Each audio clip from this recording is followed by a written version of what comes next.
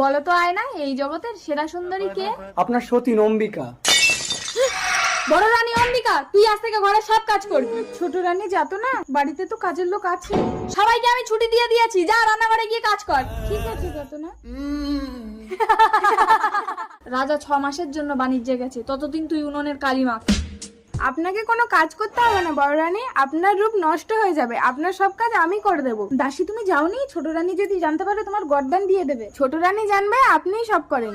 6 মাস তো কেটে গেল, এবার বলো তো আয়না, এই জগতের সেরা সুন্দরী কে? আপনার সতীন অম্বিকা। বাহুবলী! আদেশ করুন ছোট রানী। এই নাও 10 ভরি সোনা, তোমাকে বড় রানীর মুন্ডু কেটে আমার হাতে এনে দিতে হবে। যথাজ্ঞা মহারানী। বড় রানী, ছোট রানী আমাকে আদেশ দিয়েছেন আপনার মুন্ডু কেটে নিয়ে যেতে। বড় রানী আপনি পালিয়ে যান। বাহুবলী তুমি আমার মুন্ডু কেটে নিয়ে যাও। এই দাসী, তোর শেষ ইচ্ছে কি বল? আমি তোমাকে স্বামী রূপে পেতে চাই বাহুবলী।